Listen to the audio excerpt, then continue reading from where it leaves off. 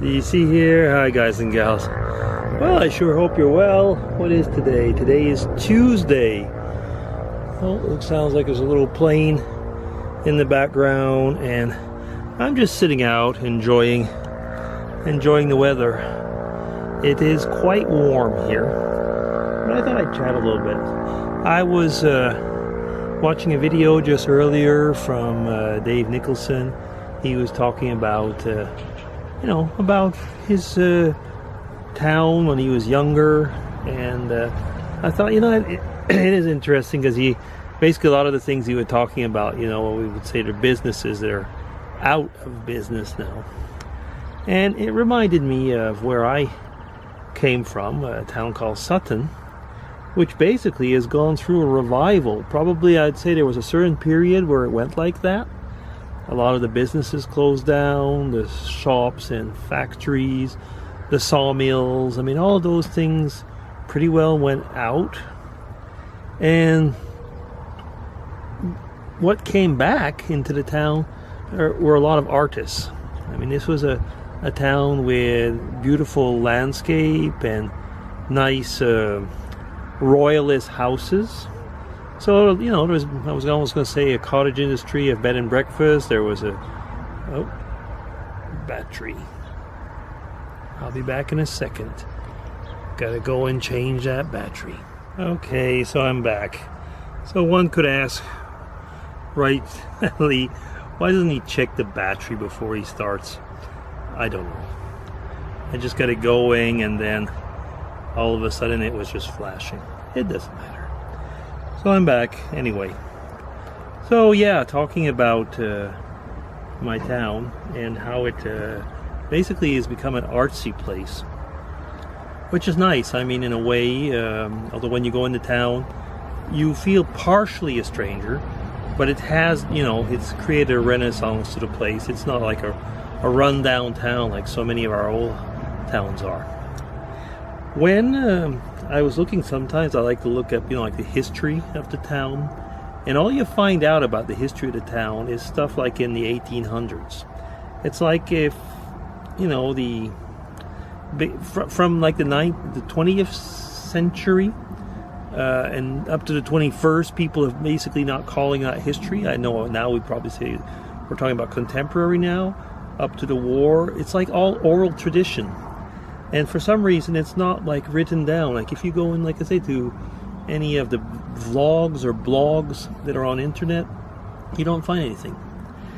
So it is, in a way, kind of sad, because the part of the time that my parents lived, that I lived, and we were both brought up in that same part of town, a lot of it has disappeared. That comes from a time, really, when grandparents, parents, in our case, it'd be mostly in a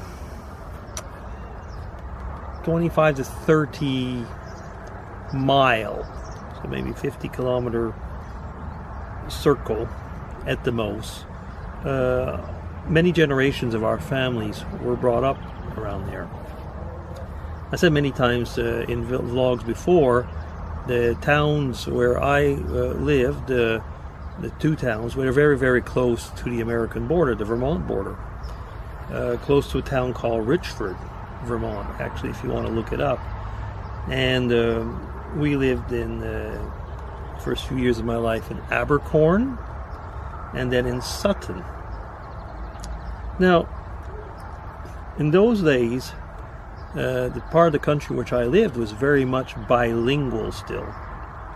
And it still is one of the regions in Quebec where there's a lot of English-speaking people. That is very rare now, though. And when I was young, as many of you know, it was a bilingual family. So my mom English-speaking, dad French-speaking. And the schools, they were separate. They were separate, but people would have to cross each other, what I mean, to get to your school. So that, of course, created the great tensions between the languages. We had a kid in our class. Oh, my class was a wild wild class. We had a family that had adopted children. They had 2 boys.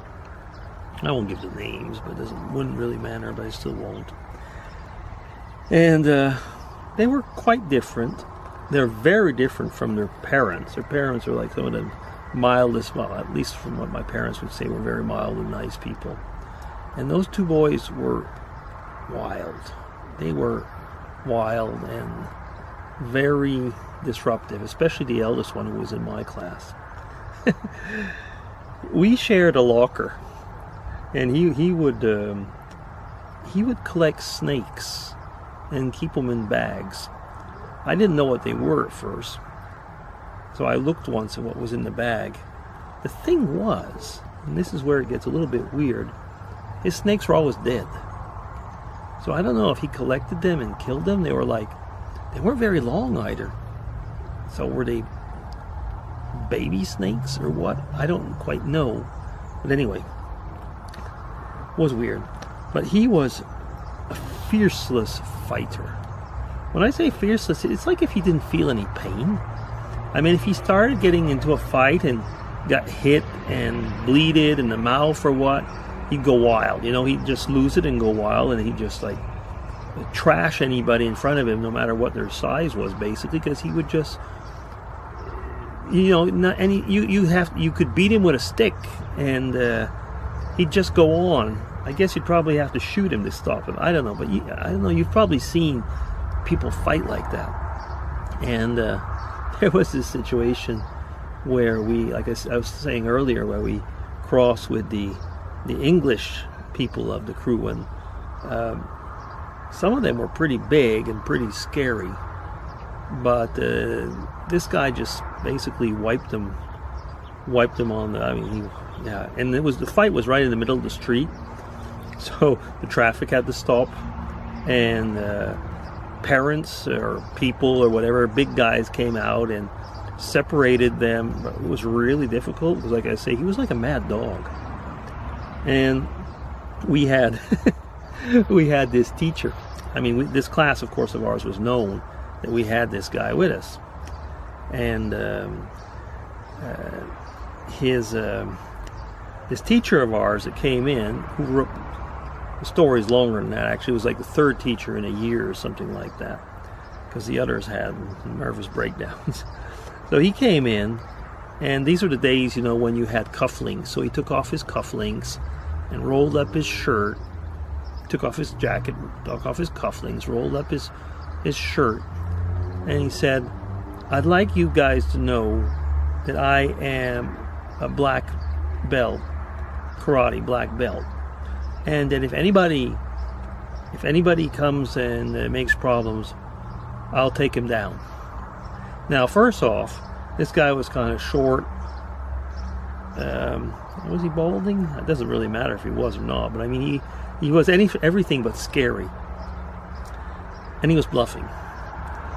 So our mad dog got up and he said, "I dare you." And this is in class. What class was this? This was grade 6 or grade 7, because, by the way, in those days we had grades up to grade 7, and it was pretty interesting. So the professor, I mean, you could see he was bleaching, because he knew he had bit onto something he couldn't take care of, and he told us to come in the hall. So they came into the hall, and we don't really know what happened. I mean, I think actually the professor, well, actually we do know what happened, because a few stood up and looked. The professor got banged on pretty badly, actually, and went and got the principal. Anyway, so our mad dog friend had his desk in the hall for a while, which actually didn't help anything. Anyway, after a certain while, we had another person that came. Let me get back. No, sorry.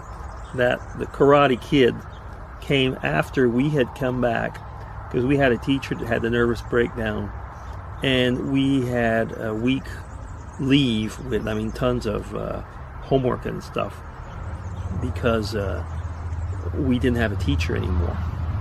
And then, yeah, the Karate Kid came in, yeah.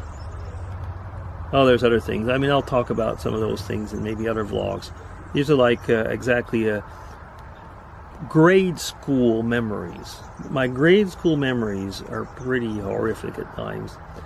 We had a reputation of being one of the toughest classes. I mean, don't think about me being one of the bad boys, but I can tell you there were so many bad boys in that class that it was a challenge getting through classes. Oh yeah. Anyway, I've been going on long enough. So DC will be signing off. Take care, everybody. I hope you're all well, and go and put this video up. Okay.